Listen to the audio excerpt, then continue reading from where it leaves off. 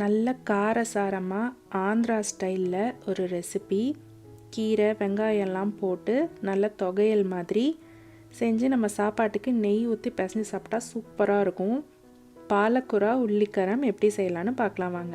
இந்த ரெசிபிக்கு பாலக்கீரை ஒரு 2 கட்டு போல் நல்லா வாஷ் பண்ணி எடுத்துக்கோங்க. கடாயில் 1 டேபிள் ஸ்பூன் எண்ணெய் விட்டு கடலைப்பருப்பு 1 டீஸ்பூன், மல்லி விதை 1.5 டீஸ்பூன், சீரகம் ஒரு 1/2 டீஸ்பூன், காஞ்ச மிளகா ஒரு 3. இதை நல்லா ரோஸ்ட் பண்ணிக்கோங்க. கலர் சேஞ்ச் ஆகி உங்களுக்கு நல்ல வாசனை வர வரைக்கும் இது நல்லா ஆறட்டும், தனியாக எடுத்து வச்சுருங்க. அதே கடாயில் வெங்காயம் 1 நல்ல பெரிய சைஸில் நறுக்கி சேர்த்துக்கோங்க. உப்பு ஒரு பிஞ்ச் சேர்த்து புளி 1 டீஸ்பூன் அளவுக்கு சும்மா கொஞ்சமாக சேர்த்து நல்லா வதக்குங்க. வெங்காயம் நல்லா சாஃப்டாக வர வரைக்கும் வதக்கி எடுத்து வச்சுக்கோங்க. இப்போ நம்ம வதக்கின ஸ்பைசஸ்லாம் இந்த மாதிரி அரைச்சி எடுத்துக்கோங்க.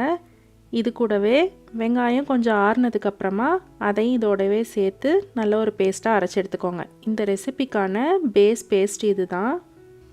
தண்ணி தேவைப்படாது, உங்களுக்கு தேவைப்பட்டால் 1 டேபிள் ஸ்பூன் தண்ணி விட்டு அரைச்சி எடுத்துக்கோங்க. ஒரு கடாயில் 2 டேபிள் ஸ்பூன் எண்ணெய் விட்டு கடுகு 1 டீஸ்பூன், கடுகு நல்லா வெடித்ததுக்கப்புறமா சீரகம் 1 டீஸ்பூன், சீரகம் நல்லா பொரியட்டும்.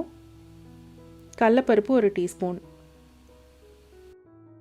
பூண்டு ஒரு 10 பல், ஒரு 5-6 கருவேப்பிலை சேர்த்து நல்லா ரோஸ்ட் பண்ணுங்கள். பூண்டு நல்லா ரோஸ்ட் ஆகணும். இப்போ நம்ம எடுத்து வச்சுருக்க கீரையை இந்த மாதிரி நறுக்கி சேர்த்துக்கோங்க. உப்பு ஒரு 1/4 டீஸ்பூன், இல்லை டேஸ்ட்டுக்கு ஏற்ற அளவுக்கு அப்புறமா கூட சேர்த்துக்கலாம். தனி மிளகாய்த்தூள் 1 டீஸ்பூன், மஞ்சப்பொடி ஒரு பிஞ்ச் எல்லாம் சேர்த்து நல்லா வதக்குங்க. கீரை நல்லா வதங்கி நம்மளுக்கு நல்லா சுருங்கி பாருங்கள், இந்த மாதிரி ஆகணும்.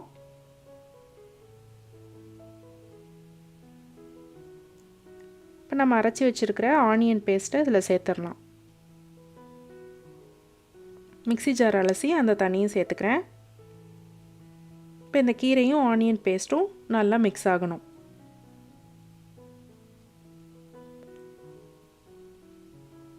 நல்லா சூப்பரான வாசனை.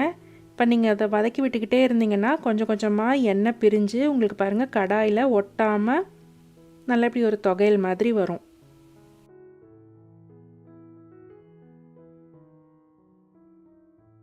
நல்லா சூடான சாப்பாட்டில் நெய் போட்டு பிசைஞ்சு சாப்பிட்டு பாருங்கள், சூப்பராக இருக்கும். கண்டிப்பாக இந்த ரெசிபி நீங்கள் ட்ரை பண்ணணும். செஞ்சு பார்த்துட்டு எப்படி இருந்ததுன்னு கமெண்ட்டில் சொல்லுங்கள். பிடிச்சிருந்தால் லைக் பண்ணுங்கள், மறக்காமல் சப்ஸ்கிரைப் பண்ணுங்கள். நன்றி.